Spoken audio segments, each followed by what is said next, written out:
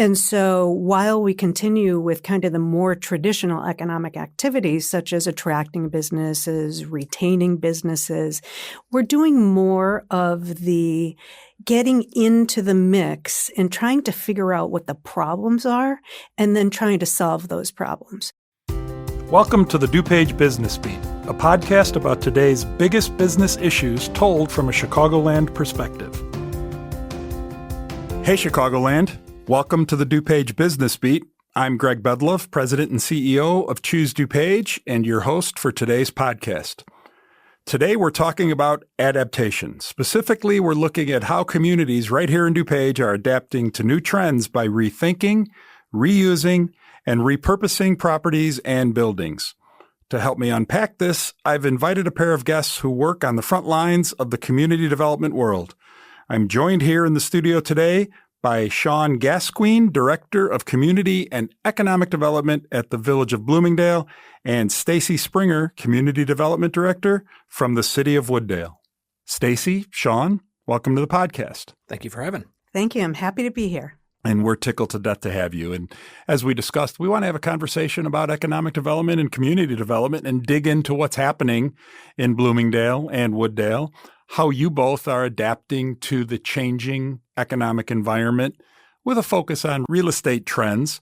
But before I get into that, let's talk about community development and economic development. Staci, I'll start with you.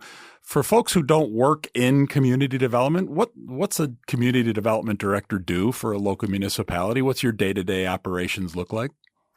So in community development departments, you're generally responsible for supervising and overseeing the city's planning functions, and that can include long-range planning, economic development, reviewing current developments, processing building permits, and they mainly handle zoning, annexations, legal agreements, that type of thing.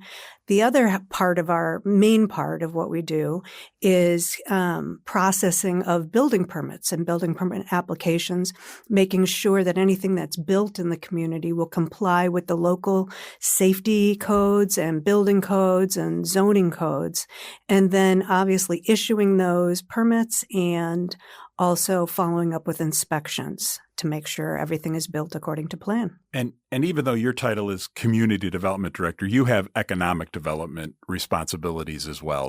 Yes, actually, a large part of my role is being the main economic development person for the city. We have two planners that also work for us, but they really focus on more of the day-to-day planning operations. And so I am doing those things like business attraction, business retention, but I'm also doing other things that are creative, trying to get development to happen in Wooddale. Well, and Sean, you do community and economic development, as your title indicates, Correct, for the Village of Bloomingdale. And how are things set up in Bloomingdale? Identical to Wooddale, or are you guys doing things a little different? I wouldn't say identical, but generally speaking, yeah, I think Staci did a great job of touching on what we do in our field. I think a big part of what I have to do as well, I think we're structured slightly different than Wooddale is. So part of my role, in addition to what Staci just touched on, is to help facilitate processes for a lot of the developers. So taking them through the Planning and Zoning Commission, getting them through the village board, and acting as that facilitator to be able to get them through that process and help them to get there. And that kind of feeds into not only the community development aspect, but also the economic development aspect. And Sean, as a follow-up to that, you mentioned village board. How integral is the village board and specifically the mayor in each one of your towns in terms of economic development opportunities, community development opportunities, the process, the time, the relationships? What roles do they play? For me, it's absolutely critical. Franco is probably I don't even say he is the most involved mayor that I've ever worked with in a positive fact. And he really provides the direction that we need and makes the connections that we need to have in order to get some of these businesses in. And then our board as a whole are super facilitative in terms of getting petitioners through the process. I like to feel like we are very pro-business. Our board likes to feel that we are very pro-business, and we're very strong on helping petitioners to facilitate that. If we can find a good user and it's a positive impact on the village, they generally, at least as far as I'm concerned, I feel like they have a positive experience when they come through our board. Staci, same question for you with maybe a little twist, because I would imagine that it's largely the same. Are there additional layers between you guys and the ones who strike the gavel and ultimately take the final vote? Sure. That's a big question. But similar to Sean, our mayor and our city council are very pro-business, very welcoming, and want to present a nice, smooth process for development approvals. And so they set the policy, and we bring projects to them, but we generally know what they're interested in, and we make sure that when we bring those to them, we've got all of the answers and have vetted them through the codes. And they're very supportive of the staff and have been very supportive of new businesses that need help to relocate to Wooddale or start up in Wooddale. Well, I know I can say, as someone who has worked in the same ecosystem as you guys for the last 20 years or so, when opportunities come through Choose DuPage to either one of your communities, I can attest to that your mayors and your community development people and anybody who needs to be involved is always there. And we all know that developers and consultants and site selectors, everybody wants everything yesterday. And we all know that everybody wants to hear yes, and everybody wants all hurdles and, well, that doesn't make any sense. Well, why do you do that? We know that there is legal precedent behind it. We know that there's transparency. We know that there's good process behind it. How do you deal with those folks who every now and again will come in and say, I submitted my permit 2 days ago, or I submitted my initial development plans a week ago, and I got a builder ready to go, and I'm waiting on you? We generally will have, before anybody submits to any of the formal process of our entitlement process, we will sit down at least once. A lot of times I would have an expectation of 2 or 3 times with preliminary plans, because to Staci's earlier point, part of our job, and I think this carries for most communities, is to vet that process. And I mean, we've been doing this a long time, so we have a pretty good working knowledge in terms of what our boards expect, what our commissions expect. And so back to, my earlier statement about time is money, I think a lot of the developers, at least from my experience that we deal with, understand that part of what we're charged with doing is I always tell people that I can't provide them with an outcome, but we basically need to provide them with the best direction possible. So that's how I deal with that, is to be able to provide them with a timeline and right up front be able to tell them this is what you can expect. A lot of this, as we both experience, are driven by state statute, where you have notification requirements, where you have legal requirements for all the things that you have to do. So there's no way around that. But when it comes to what we are able to do, as long as it's within our legal authority, we do everything that we can to expedite process and to do that. So that was a great answer. We do generally the same thing as Sean mentioned. But Greg, it sounds like you have some insight into the challenges that local government officials are faced with on a daily basis. And we do hear that. And one of the things that we do, similar to what Sean does, is try to make everything crystal clear up front. These are the expectations. Here are checklists of what you need to do. Here's the time frame that we can complete these things in, and allow for the back and forth time of resubmittals so we can get everything in compliance with the codes. And then when there is an emergency situation, we try to help people as much as we can. I mean, obviously, there's limitations. We need to take everybody in the order that they applied. But sometimes there's something where we can go out of our way to help an applicant either fill out an application or point them exactly to something by giving them an example of what we're looking for. Yeah. And so we always try, all of us try and be very helpful to those that we're working with. Well, as you mentioned, I get involved in these opportunities not only at the local level, and I have recent experience, Sean, with you in Bloomingdale, but also at the county level and the state level, and not the federal level yet, but certainly the state level. And I think those pre-development meetings are just absolutely critical. So let's get into your towns and let's get into what's happening and let's get into the overall environment in DuPage and the region. in terms of economic development and opportunities. And one thing we're hearing in the news over and over again, it's happening really loud down in Chicago right now with the LaSalle Street TIF district and what used to be the financial corridor of the city of Chicago. And those buildings are now becoming condos and or apartment buildings. Adaptive reuse, which is, in my humble opinion, very fair and very forward thinking because the economy is changing. And I respectfully submit that COVID really accelerated what was already happening, right? There was already hybrid work. There was already remote work, but COVID certainly accelerated it. And I do some public speaking. And if you've heard me, I've said in the past that when we think of DuPage County circa 1980s, 1990s, a lot of land west of Chicago, a lot of room for office buildings, a lot of accounting firms, a lot of law firms, a lot of professional services that could come into those buildings, sit back, let it happen. Well, it's no secret that those buildings are nowhere near as occupied as they were in the past. We've seen what's happened with brick and mortar retail. Sean, I know you're gonna talk about that. Absolutely. So how do we, or what are your communities doing in light of what's happening at a macro level from an economic perspective and applying it to either Bloomingdale or Wooddale? Sean, I'll start with you.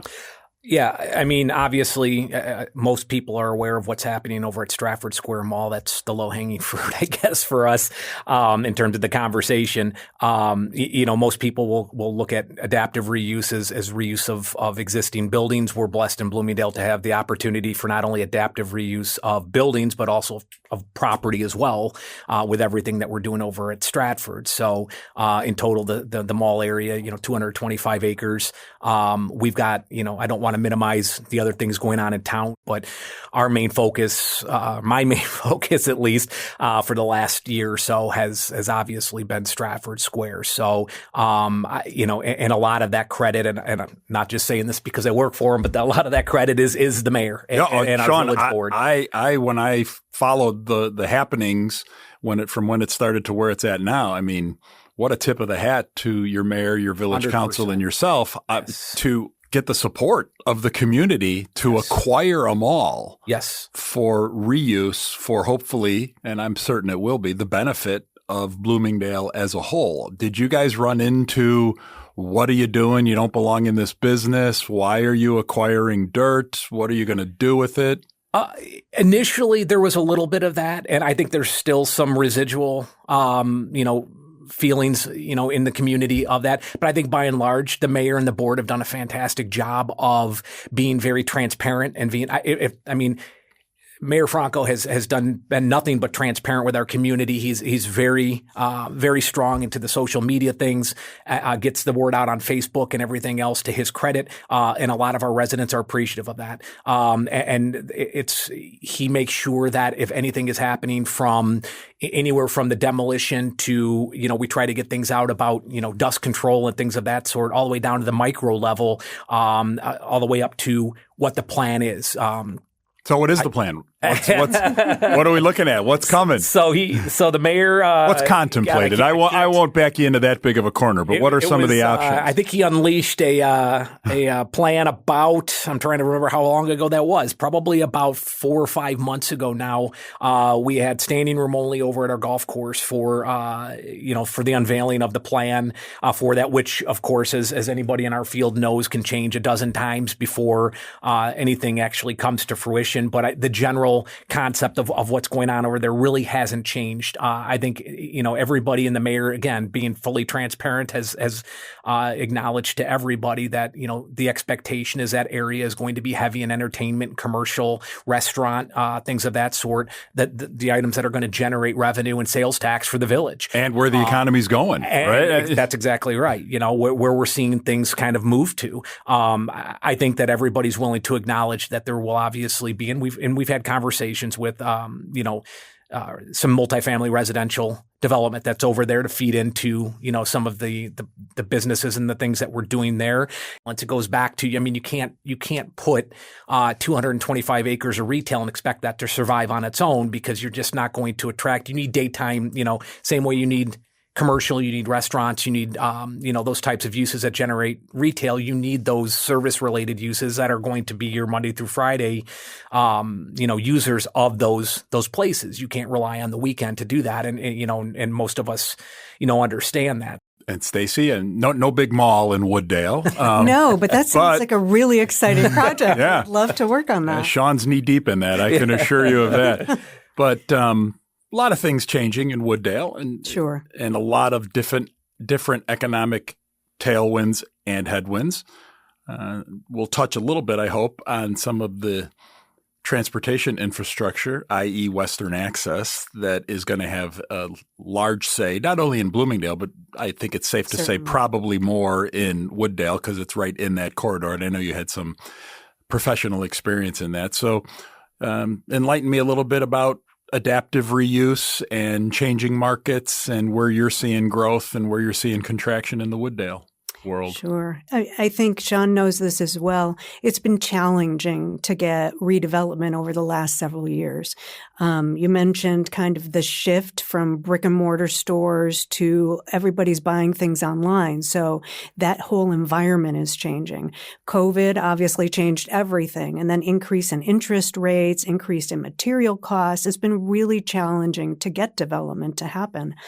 And so while we continue with kind of the more traditional economic activities, such as attracting businesses, retaining businesses, we're doing more of the getting into the mix and trying to figure out what the problems are and then trying to solve those problems. So why isn't property getting redeveloped? Well, because probably there's assembly costs, and that takes a lot of time and investment. There's demolition costs, and there's processing time in order to get something rezoned. So the city of Wooddale has been taking a very creative approach to buy properties, purchase properties that we see are ripe for redevelopment, but may be looked at as challenging from a developer's perspective. So we would go and buy multiple properties, usually multiple, although some larger single properties.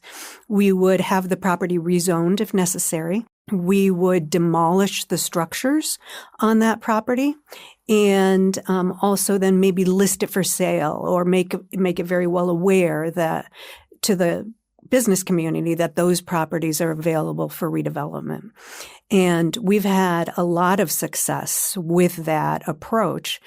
For example, we were able to attract a 150-unit apartment building on property that had been a vacant bank, for years. And we did have some stumbles with that because, again, of COVID and interest rates, material costs. The developers that had gotten prior approvals for that weren't able to move forward because of a variety of those situations.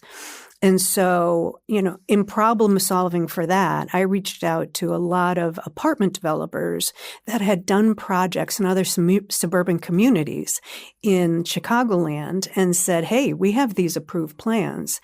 Any of you interested in coming in here and building this project?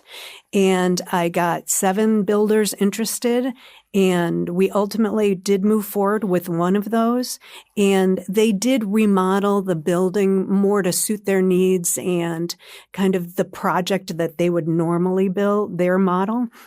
But we got through the redevelopment agreement. We got through zoning entitlements very quickly. It's one thing that I think Wooddale is very good at, is getting projects through the process very efficiently and quickly, much quicker than any of the other communities I've worked in. Do you look at that as an incentive for that developer, the fact that you acquired the land, you assembled the land? I mean, so much chatter in our world these days about it's tough to develop with these interest rates being so high. And, exactly. And we love our development community. Full disclosure, again, we want to make sure that they get everything they need, and we recognize it and we embrace that we want them to make money. We get that. We know they can't be developers if they don't make money. But I always have to just kind of do that little pause and think, did anybody really think 2.5% money was going to be around forever? And is 6% money such a terrible thing? I mean, we're all old enough. This always is followed by when I bought my first house, the interest rate was 12%. Are you starting to see, now that interest rates look like they're stabilizing, are you starting to see in either one of your communities developers saying, okay, we've kind of hit our comfort zone, so to speak. It's a little more predictable and we're getting back in the game? I think you just hit the nail on the head with the term predictable. I mean, I think that that's what a lot of our developers anyways are realizing. To your point, I think that a lot of people shied away from, I mean, when you get a taste of 2.5% interest on something, it's hard to, I wish I had a mortgage, right? But I don't. It's hard to swallow that 6%. But as you start to see that that's going to become the norm, I think that more developers get a little bit more confident. And we're starting to see a lot more activity in people that are more comfortable with following through with development that they may have put on hold initially, even if, it didn't start with conversations that we were having. If it was just a thought in their head that, hey, maybe we should approach Bloomingdale about this property or that property, and it never happened. I think we're seeing more people, the phone's starting to ring and people starting to come in for these pre-development meetings just to kind of understand what their options are. So I think that's the long answer, but I think the short answer is yes. I think people are, at least from my experience, people are becoming more comfortable with, with status quo in terms of the interest rate. In order to answer your question, Please. a little bit of a follow-up from Sean, but developers have expressed interest in what we're doing to reposition these properties to make it easier for them to develop. I've gone as far as preparing plats of survey, preparing plats of vacation for adjoining alleys. And we also use other incentives like TIF or other things like sales tax rebates, if that's appropriate. And they do appreciate the time they save because they don't have to go through the rezoning that we might have already taken advantage of. And so I've seen those properties that we've repositioned, I'll call it, getting a lot more interest. We have commercial developers interested in both of those properties, and we have a restaurant that's building a new restaurant on one of those properties. And like both you and Sean mentioned, they are also looking at the predictability of the future, and we're starting to see more developers become interested in moving forward on projects that have been stalled. Yeah, I've always said that any hard dollar incentives for a development that is kind of worthwhile, aligned with your strategic plan, it's a rounding error on the balance sheet of the developer. But time is money, and getting all of the work done on the front end so the business can do what it wants to do first and foremost, open and make money. Mm-hmm. And that's just it. I mean, a lot of the developers that we deal with, some of the larger developers may have staff that deal specifically with entitlement process, but most of them do not. So their main goal is just like you said, it's to get open and start making money. They don't know how to do the process. So if we as planning professionals can help to facilitate that process and show them how that process can move smoothly and how we can get them there, that a lot more developers are starting to realize that that is in fact that time savings is a cost savings to them. So let's dive a little deeper into this topic with kind of the $64,000 question.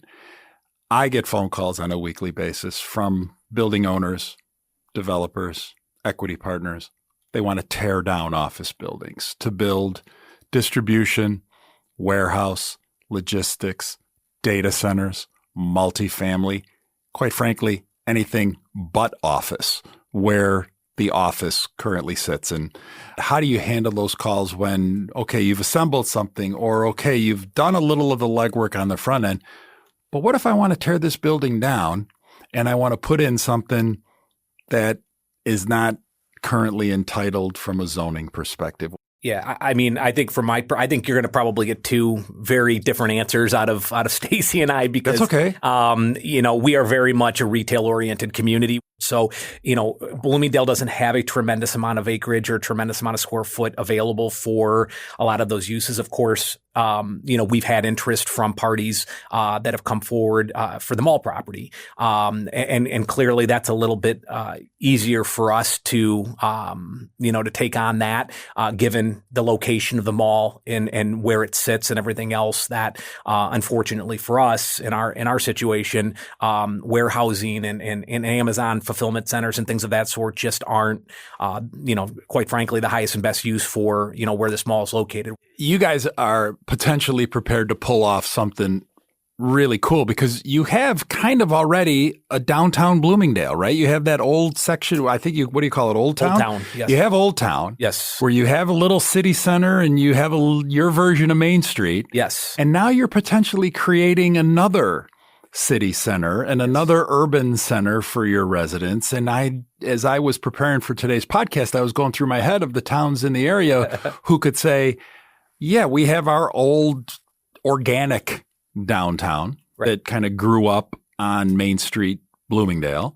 And now we're creating this other park and gazebo and restaurants and everything else. Man, if you can pull it off, it's going to be a model that could be looked at throughout the country. I certainly hope so, because like I said, our board and the mayor have just been phenomenal in terms of their foresight and the things that they've done with all of that. And I always joke with people and tell them that, our old town is kind of just a taste of what they can expect out at the mall. You could have like vintage Bloomingdale and modern Bloomingdale. Yes. All with the same kind of feel and flavor. Sorry, Staci, same kind of questions for Wooddale. Are you seeing the whole I want to tear a building down mantra? Yes, we are. For example, where Bloomingdale has a lot more commercial, Wooddale has probably almost 40% of its land area in industrial parks and business parks. And good for you, because manufacturing and industrial is the backbone of our country, and light manufacturing. Please continue. Developers have been interested in the industrial property in Wooddale, and since we're limited in the space that we have, they approached us about property on our side of the boundary line with the village of Bensonville and said, hey, here's some property. It's about 68 acres. We'd love to annex it. And right now it's zoned something different in the county. How would Wooddale feel about bringing this type of business to your city? And this was the perfect site for industrial buildings because it was surrounded on almost four sides with other industrial property. And so it was perfect for that. And the developer offered to bring potentially a data center. There was a data center interested in this property.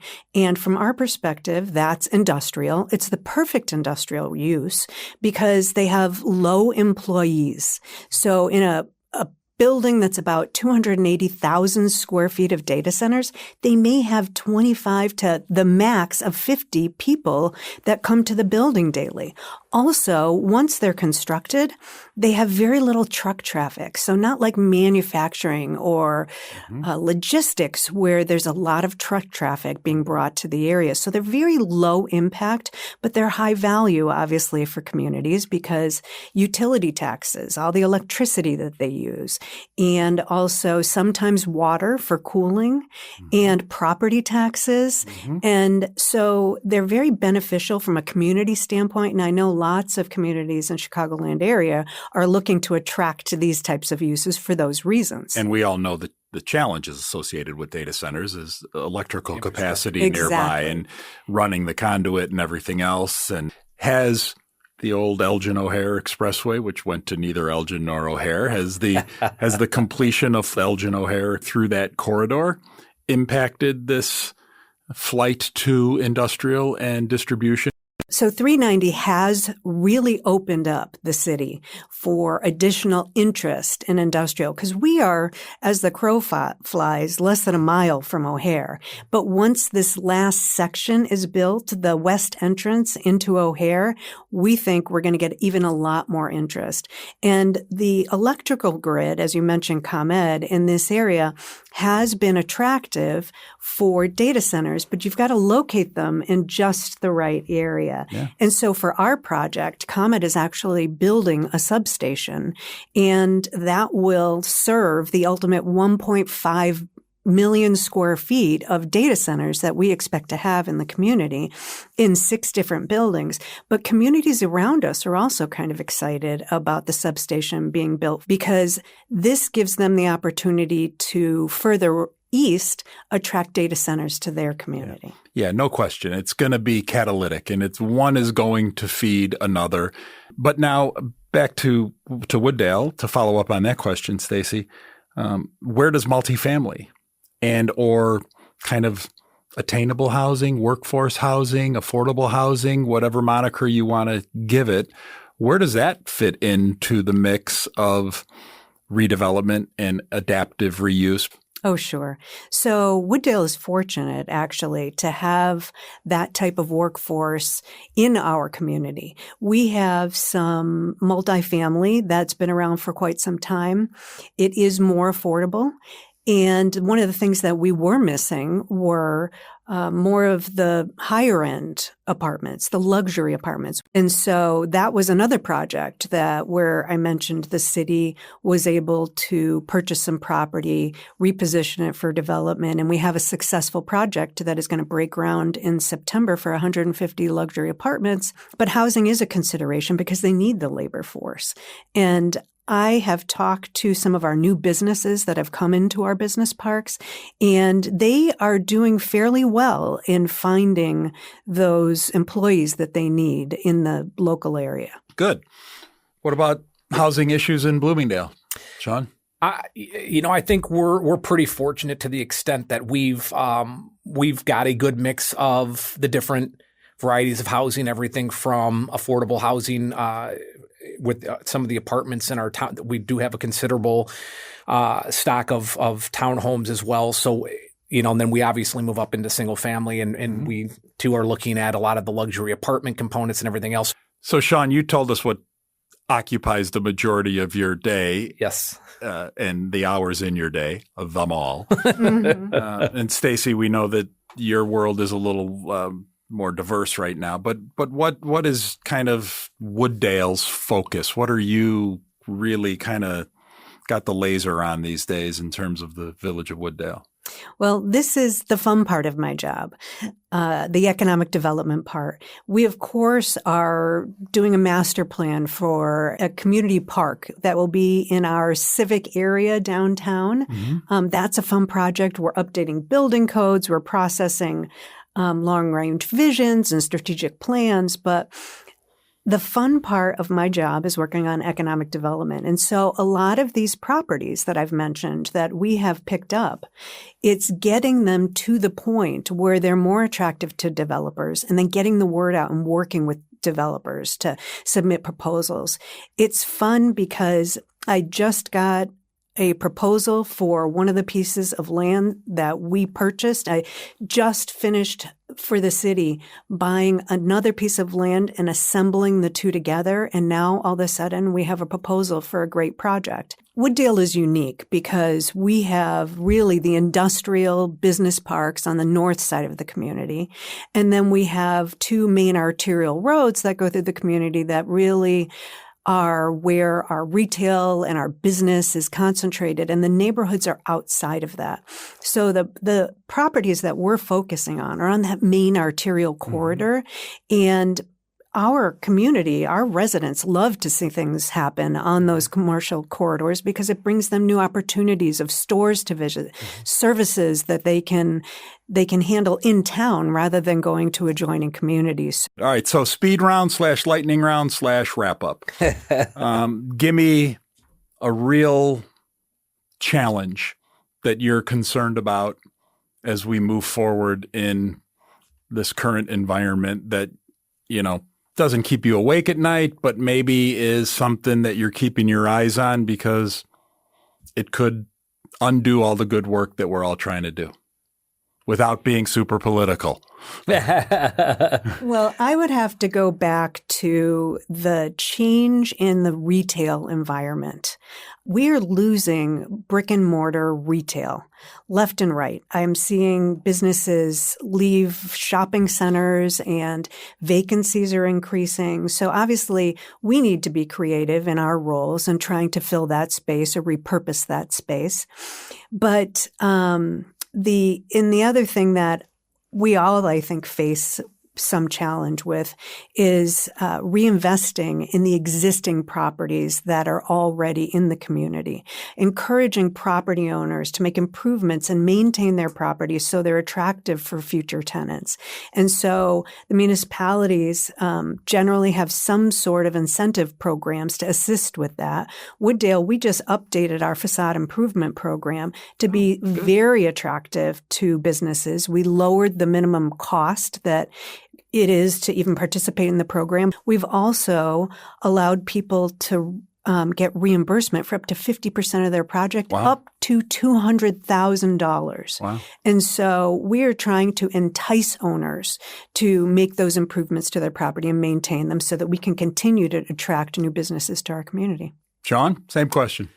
Yeah. I mean, headwind. Yeah, it's keeping the businesses that we currently have in place and filling those vacancies that we have. But, I have the good fortune of being able to be very specific while being very general in that for me, it's maintaining the timeline over at Stratford Square. I mean, that's a large enough project and a time span that's going to stretch a good amount and it's moving very quickly if regardless of what. Is this your way of saying it's either going to be your gold medal or your swan song? I'm confident. I'm absolutely confident it'll be a gold medal. It's just, it's one of those things where, I am too. There's a lot of balls in the air and there's a lot of timelines that need to be met that we're charged with and keeping those timelines to make sure that, this is a grant. I mean, this is basically the grand project in the scheme of things. I mean, you can get a single family building, you can get a commercial building, and you worry about, electric permits and plumbing permits and everything else. Now we're dealing with that times 100, and trying to make that work.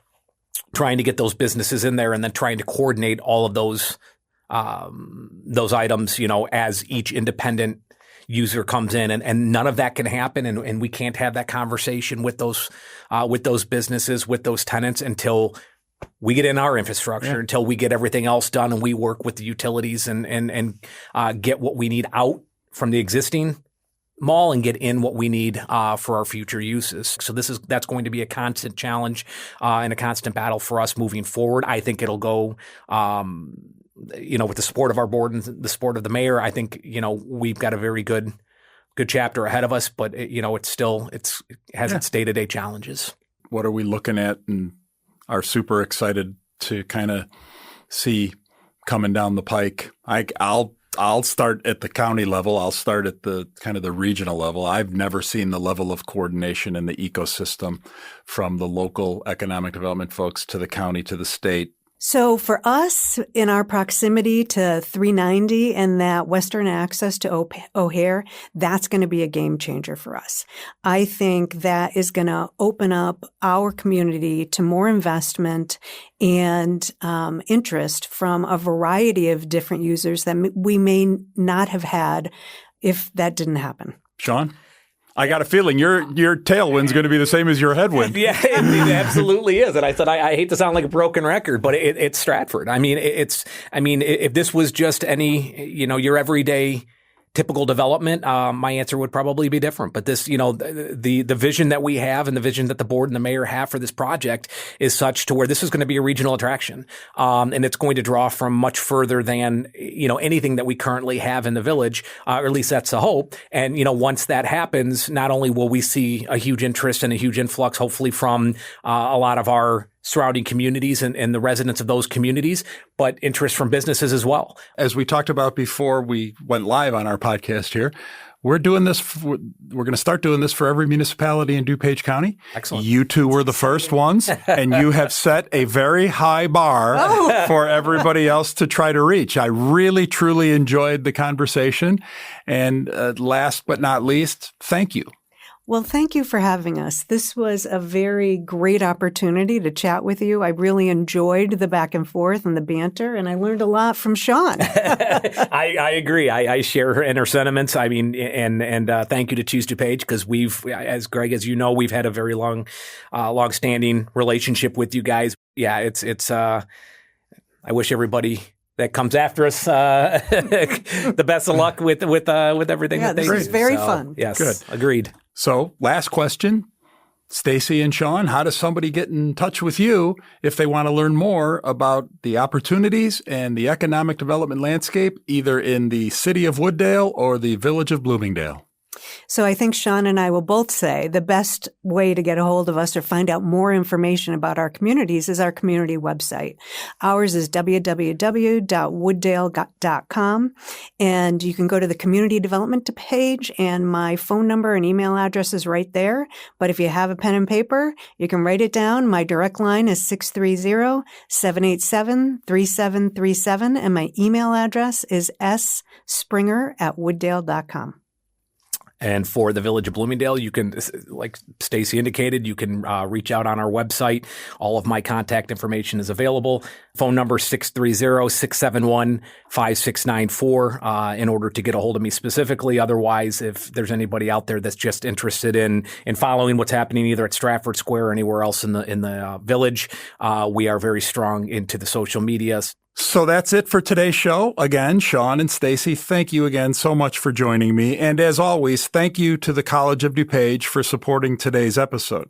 To keep up with what's happening in DuPage County and the Chicagoland region, follow Choose DuPage on social media or visit choosedupage.com. I'm Greg Bedalov. Thanks for listening, and we'll see you next time on the DuPage Business Beat.